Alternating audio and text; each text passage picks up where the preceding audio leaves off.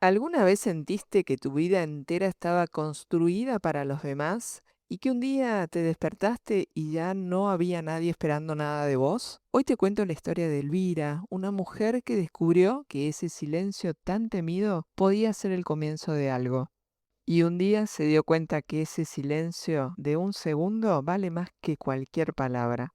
El nuevo amanecer de Elvira, capítulo 1, el alivio del deshabitar.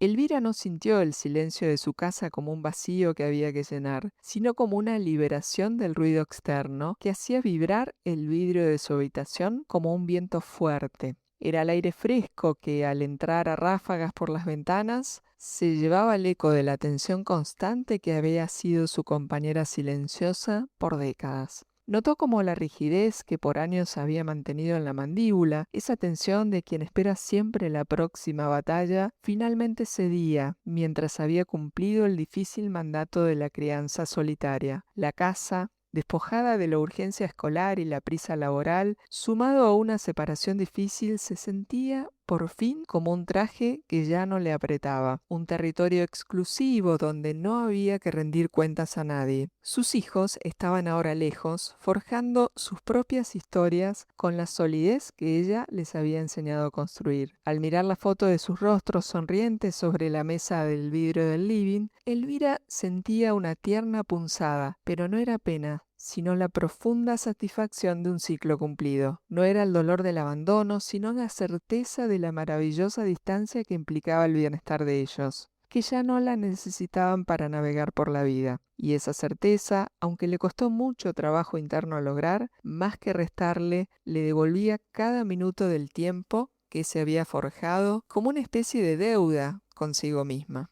Capítulo 2. El detector de mentiras emocionales. El duelo por Elena y Raquel, las amigas perdidas en los 2 últimos años, eran diferentes. Era un peso físico, un hueco en el alma que la obligaba a taparse con una manta de lana incluso bajo el sol de la tarde. Su pérdida no era solo la ausencia de una compañía, era la disolución del núcleo de apoyo genuino que la había sostenido en la trinchera.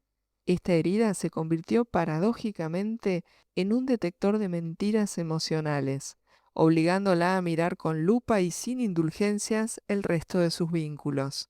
Sentada en el silencio de su cocina, con la taza de café humeante en las manos, Elvira observó detenidamente sus otras amistades. Se dio cuenta de que muchas se sostenían sobre la costumbre, sobre un pacto tácito de inercia social, no sobre la autenticidad.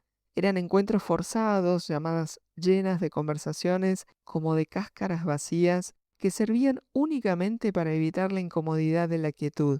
Ella, sin ser plenamente consciente, había usado el ruido de esa gente como una distracción constante para no escuchar su propia respiración en calma.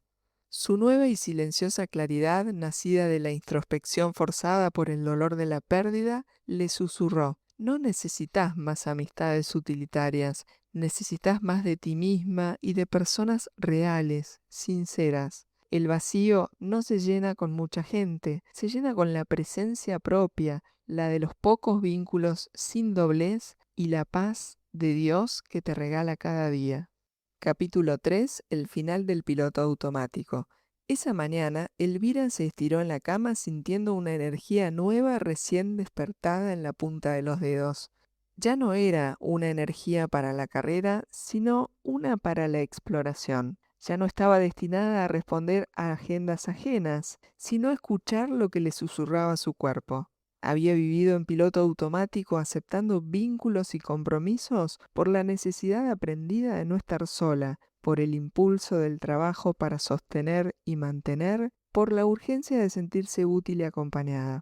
Pero ahora, con el tiempo libre que la jubilación le otorgaba como un lienzo inmaculado, donde ella podía practicar la madurez emocional, estando consigo misma, sin sentirse incompleta, provocó que dejara de ver su agenda vacía como un desafío y la mirara como un espacio de escucha, un laboratorio personal. Empezó a diferenciar entre estar sola, un acto de integridad, y sentirse sola, un estado de abandono interior, abrazando siempre lo primero.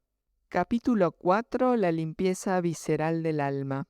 La transición implicó tomar decisiones con una honestidad dolorosa, pero profundamente liberadora. Elvira no volvió a cortar lazos con drama, no buscó la confrontación ni el espectáculo. Simplemente dejó que la distancia ocurriera de forma natural con aquellas personas donde ya no existía reciprocidad emocional. Dejó que los vínculos se deshilacharan solos como una tela vieja. Sentía una paz ligera al no tener que forzar una conexión que ya no resonaba.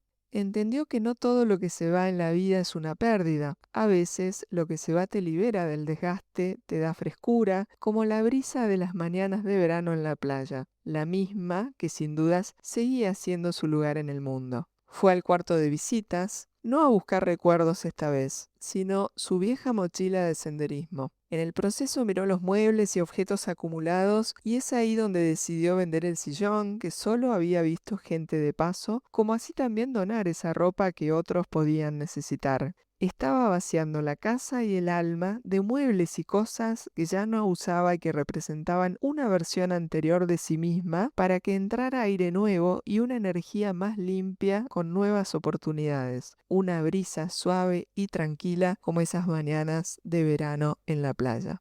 Capítulo 5. La conquista del presente y la coherencia del futuro. Cuando su hija la llamó, Elvira estaba terminando de cerrar su mochila para un viaje corto, una escapada de 3 días a las sierras. La arcilla fría y húmeda de su nueva clase de cerámica aún se le pegaba bajo las uñas, un residuo táctil, un anclaje al presente que le recordaba que estaba sintiendo, no solo pensando. Mamá, ¿estás bien? ¿Te vas? ¿Por qué tan repentino? Elvira sonrió y su voz sonó más ancha y grave que nunca, sin el típico tono de la ansiedad contenida. Estoy en mi mejor momento, hija. Le voy a dar un sentido profundo a todo este tiempo. Ya no busco ser completada ni validada. Voy a ser selectiva con quien me tomo el café porque no tengo la energía de antes para sostener lo que no nace de una conexión real. Ya no me dejo completar por retazos de atención. Solo quiero coherencia e integridad de pies a cabeza. Ella sabía que al dejar de mendigar estaba eligiendo su paz por encima de la pertenencia forzada. Cerró la puerta de entrada con un simple giro de llave, no sintiendo temor al abandono, sino una dignidad profunda de quien se sabe el único inquilino inamovible de su propia vida.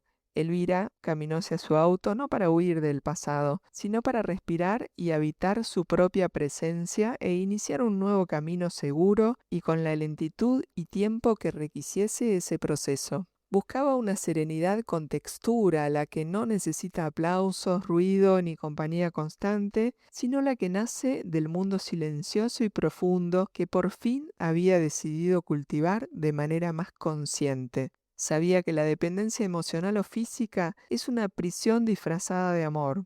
Elvira, ahora libre de esa prisión, emprendía el viaje hacia las sierras con la certeza de que su soledad se había convertido en un refugio, y con ese refugio se presentaba para escribir la historia más auténtica de todas, la suya, con una voz tranquila, pausada y con la certeza de que algo bueno estaba por venir.